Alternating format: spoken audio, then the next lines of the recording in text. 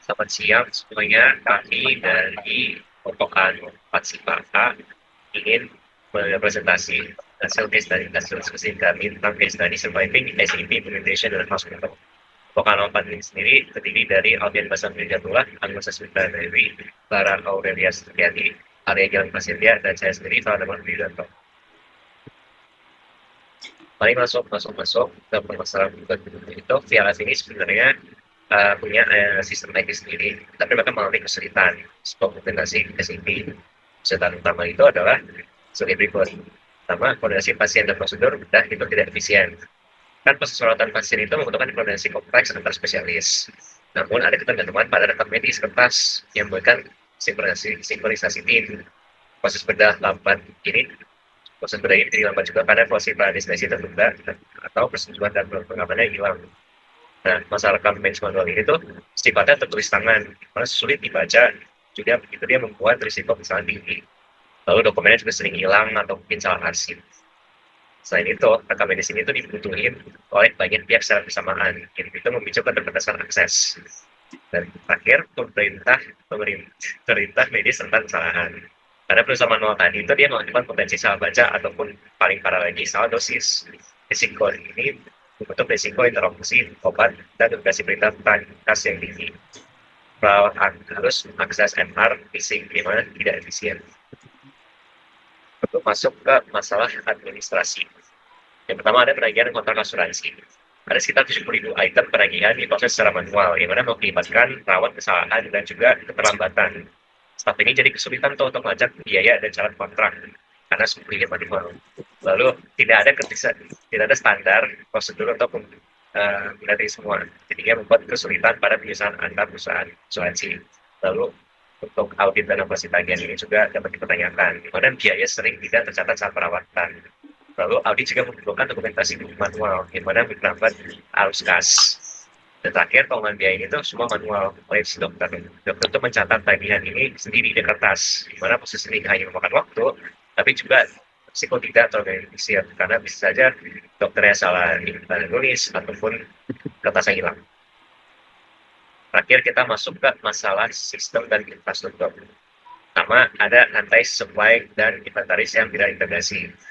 Kan proses dari itu sangat kompleks ya, dan itu perlu diakses oleh banyak orang, di mana informasi ini bisa jadi tidak konsisten.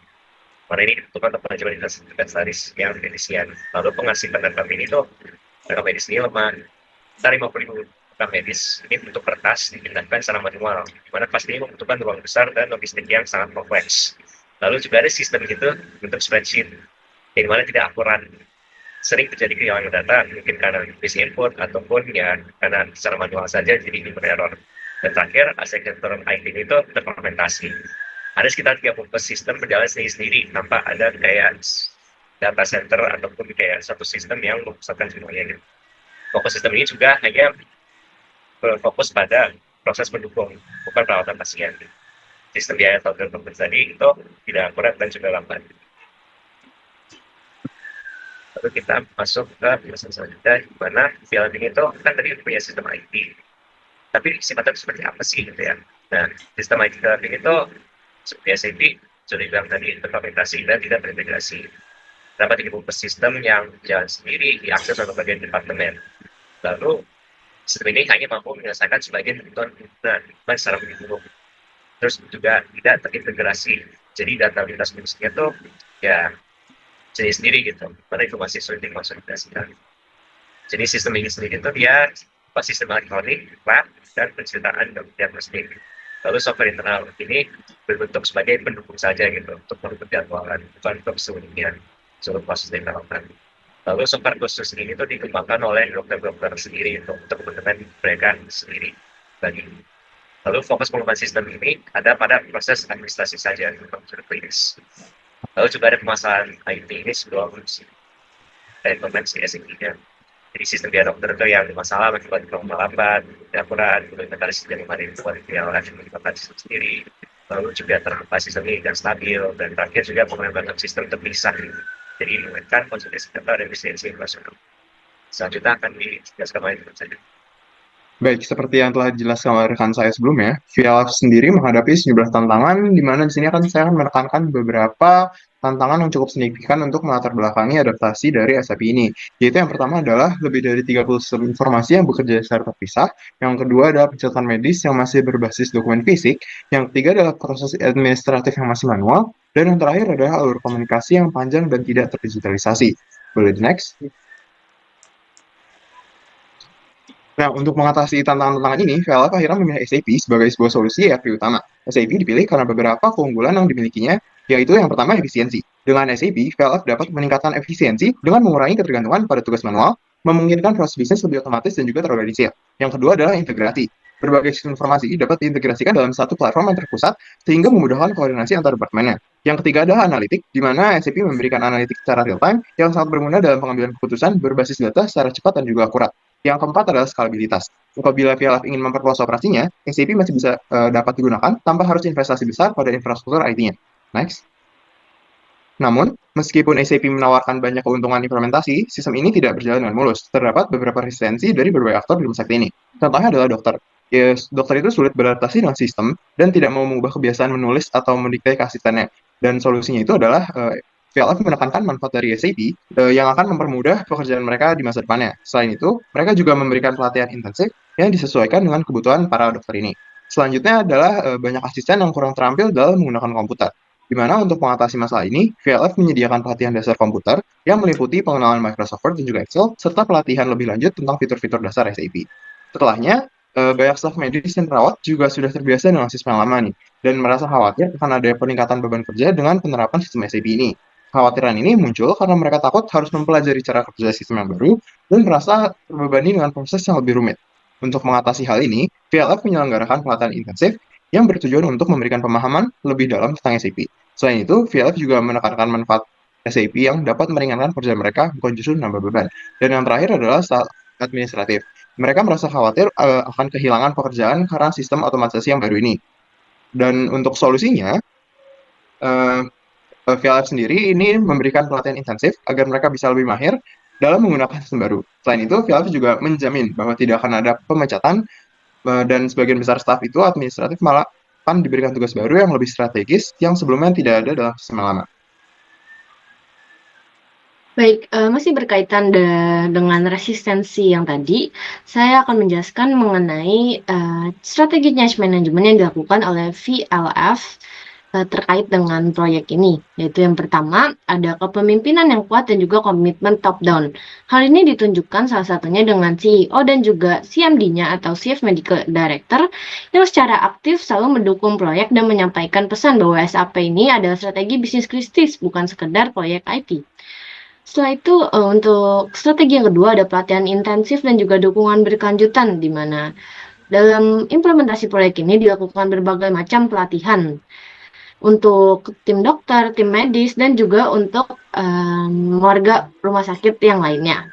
Selain itu juga disediakan SAP Labs atau ruang komputer dengan modul SAP sehingga pengguna dapat berlatih secara mandiri dan juga disediakan juga helpdesk 24/7 di mana terdapat tim gabungan yang selalu siap membantu. Setelah implementasi, dibentuk juga tim pasca implementasi untuk menangani pengembangan baru.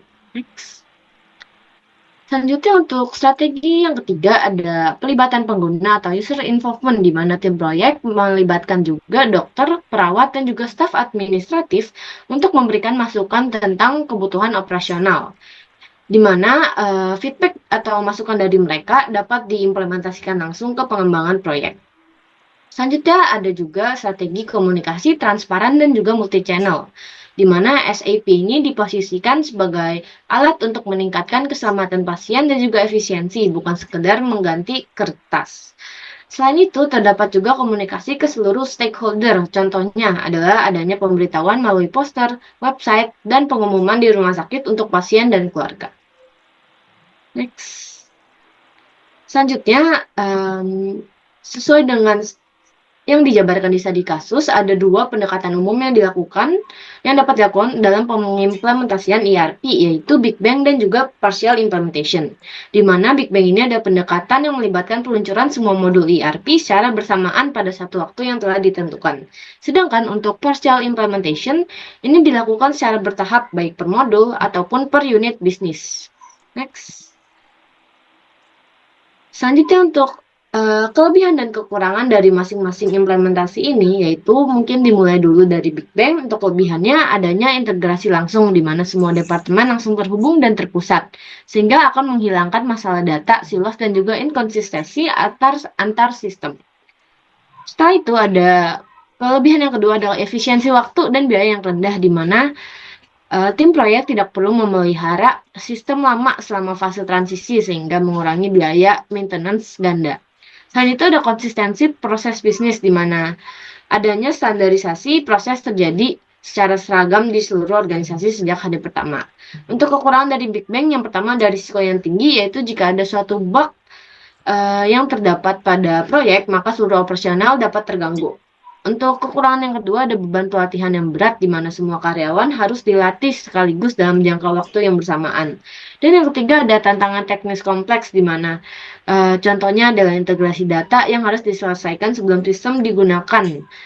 Dan untuk partial implementation, untuk kelebihan yang pertama ada minim risiko di mana jika terjadi masalah dampaknya hanya terisolasi pada satu modul atau lokasi sehingga tidak memberikan dampak yang terlalu besar ke keseluruhan organisasi atau operasional.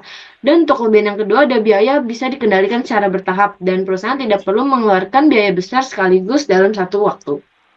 Untuk kelebihan yang ketiga, adanya fleksibilitas dalam penyempurnaan dan waktu adaptasi di mana staf bisa belajar secara bertahap tanpa tekanan perubahan drastis. Untuk kekurangan dari partial implementation sendiri, yang pertama ada durasi proyek yang lebih lama karena proses implementasi dilakukan lebih bertahap dan tidak langsung dalam satu waktu. Untuk kekurangan yang kedua ada terdapat biaya tambahan di mana sistem lama dan sistem baru harus tetap terhubung selama transisi sehingga akan terjadi biaya pengeluaran maintenance ganda. Dan untuk kekurangan yang ketiga adanya kompleksitas integrasi antar modul, di mana di implementasi tipe ini kita harus lebih memperhatikan kompatibilitas antara modul yang sudah diimplementasikan dan juga yang belum.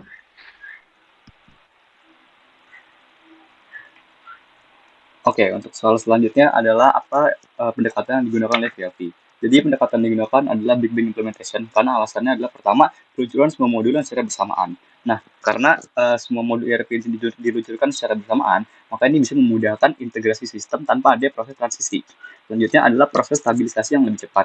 Nah, karena sistem itu diluncurkan secara bersamaan, jadi ketidaksesuaian itu bisa langsung ditemukan dan juga bisa langsung diperbaiki, yang dimana ini memungkinkan organisasi lebih cepat dalam beradaptasi dengan sistem baru. Selanjutnya adalah menghindari komplikasi sistem paralel. Seperti yang sebelumnya dijelaskan pada teman saya tadi, kalau misalnya kita menggunakan partial implementation, itu perlu menjalankan dua sistem yang bersamaan, yang dimana itu bisa meningkatkan kompleksitas dan juga resiko kesalahan. Nah, karena kita di sini menggunakan Big Bang, jadinya proses ini bisa dihindari dan sehingga bisa mempercepat integrasi. Lalu terakhir adalah meningkatkan koordinasi antar unit. Karena sistem itu yang diintegrasi ini sepenuhnya, jadi seluruh unit itu dapat bekerja dengan data yang konsisten karena setiap departemen itu memiliki akses ke informasi yang sama. Jadi kesimpulannya adalah karena VRT sendiri ini merupakan rumah sakit yang dimana itu beroperasi 24 jam dan juga banyak unit yang bergantung satu sama lain. Jadi penting bagi VRT untuk mengimplementasikan Big Bang demi meminimalisir koordinasi dan juga masalah koordinasi dan juga masalah integrasi. Boleh next aja. Oke, selanjutnya manfaat yang dirasakan oleh VRT setelah mengimplementasikan SAP. Yang pertama adalah efisiensi administrasi yang meningkat. Nah, karena dengan adanya sistem SAP yang terintegrasi, jadi faktur yang diproduksi itu prosesnya itu meningkat tanpa adanya penambahan tenaga kerja, sehingga proses administrasi menjadi lebih efisien. Selanjutnya adalah manajemen rantai pasok yang lebih akurat. Nah, karena SAP sendiri membantu mengelola inventaris yang lebih baik, sehingga itu bisa mengurangi resiko kehabisan stok barang medis dan juga bahan baku yang penting. Lalu pengurangan kesalahan rekam medis. Nah, dokter jadi bisa mengakses informasi pasien secara real time, yang dimana ini mengurangi kesalahan medis karena data pasien yang ada tuh lebih akurat dan juga lebih up to date. Terakhir adalah meningkatkan keselamatan pasien. Nah, karena pengelolaan informasi medis itu dilakukan secara elektronik, yang dimana itu bisa jadi lebih akurat, jadi hasilnya itu membantu dalam memantau potensi efek samping pada pasien dan juga mengurangi insiden yang dapat dicegah. Next. Baik, kita masuk ke soal ke-9, yaitu apa sih strategi implementasi dan change management yang dilakukan oleh VLF dapat ditiru secara langsung oleh rumah sakit lain atau tidak. Menurut analisis kami menganalisis bahwa tidak semua strategi yang diimplementasikan oleh VLF dapat ditiru secara langsung, melainkan hanya beberapa yang dapat ditiru dan sisanya hanya dapat dijadikan sebagai benchmark. Lalu apa saja sih strategi yang dapat ditiru? Yang pertama ada learning based strategy, di mana VLV menyediakan lab komputer setiap harinya, terus melakukan pelatihan modul SIT per departemen serta pelatihan IT berbasis simulasi. Strategi ini sangat bisa untuk ditiru oleh rumah sakit lain karena bersifat universal dan dapat disesuaikan dengan sumber daya masing-masing. Lalu strategi yang kedua, di mana dalam proses perakitan SIT itu sendiri melibatkan seluruh stakeholder yang terkait dengan SIP ini sendiri. Strategi ini sangat dapat diterapkan oleh rumah sakit lain yang meskipun skalanya nantinya lebih kecil dapat menerapkan prinsip ini dengan membentuk tim kerja lintas fungsi yang menggabungkan perwakilan dari unit klinis dan administratif. Strategi yang ketiga yang dapat ditiru yaitu melakukan komunikasi mengenai pentingnya SIP kepada seluruh pihak yang terdampak dengan proses perubahan bisnis ini, di mana komunikasi ini sangat dapat ditiru oleh rumah sakit lain dengan melakukan komunikasi yang terbuka dan konsisten dan merupakan elemen penting dalam membangun kepercayaan selama masa transisi sistem. Strategi yang keempat yaitu menyediakan dukungan intensif untuk para pengguna baru dari SIP ini, di mana rumah sakit VLV menyediakan helpdesk yang disiagakan selama 24 jam setiap hari dan yang bertugas bukan hanya teknisi tetapi juga para pemimpin proses dari tiap departemen. Strategi ini dapat diimplementasi oleh rumah sakit lain yang dapat menyediakan support team selama fase awal implementasi meskipun tidak harus 24 jam penuh. Strategi terakhir yang dapat ditiru yaitu memberikan pelatihan IT dasar untuk staf yang tidak memiliki kemampuan digital, di mana strategi ini sangat relevan bagi rumah sakit lain, khususnya di negara berkembang seperti Indonesia, di mana literasi digital tenaga kerja masih bervariasi. Next, untuk strategi yang sangat risky untuk ditiru oleh rumah sakit lain yaitu implementasi Big Bang, di mana VLV dalam proses penerapan SIP-nya melakukan strategi Big Bang, di mana semua proses itu diganti dengan SIP secara serentak. Strategi ini sangat risky untuk diterapkan oleh rumah sakit lain karena proses adopsi sistemnya sangat sulit. Lalu yang kedua, besarnya investasi finansial dan sumber daya. Sebagai rumah sakit terbaik nomor 3 di Amerika Latin, VLV tentu memiliki keuangan yang sangat besar. Hal ini tentu tidak dapat secara langsung diimplementasikan oleh rumah sakit lain, mengingat rumah sakit lain mungkin memiliki dana yang terbatas, sehingga perlu menyesuaikan skala proyek dan mencari alternatif pendanaan lain. Lalu kita masuk ke pertanyaan terakhir, yaitu apa sih yang membedakan implementasi ERP, SIP di industri rumah sakit lain dengan industri lain? Untuk jawaban yang pertama yaitu penambahan modul baru yang sesuai dengan proses kerja rumah sakit, di mana kita dapat lihat pada studi kasus bahwa tim implementasi VLV dan Kopunet harus mengembangkan modul modul tambahan yang sesuai dengan kebutuhan klinis karena fungsionalitas SIP standar itu tidak mencukupi. Hal ini tentu berbeda dengan industri lainnya, di mana industri lain biasanya hanya menggunakan modul bawaan dari SIP seperti manufacturing, HR, dan supply chain management. Lalu yang kedua yaitu fokus penerapan SIP pada industri rumah sakit itu fokus pada keselamatan pasien, bukan profit. Di mana industri umumnya malah fokus pada efisiensi biaya dan laba. Lalu yang ketiga yaitu penyesuaian dengan keamanan medis, di mana sistem SIP pada rumah sakit perlu menangani masalah mengenai interaksi obat, alergi, hingga regulasi keamanan yang terkait dengan obat. Hal ini tentu berbeda dengan industri non-medis, di mana beban resiko mengenai keamanan tidak sebesar itu di industri lain. Yang terakhir yaitu sistem SIP di rumah sakit itu membutuhkan waktu yang berjalan terus, di mana operasional tiap hari harus dilakukan. Berbeda dengan industri lain, di mana pastinya ada waktu untuk downtime. Next, tapi apa sih yang kesamaan industri rumah sakit dengan industri lain dalam implementasi ERP?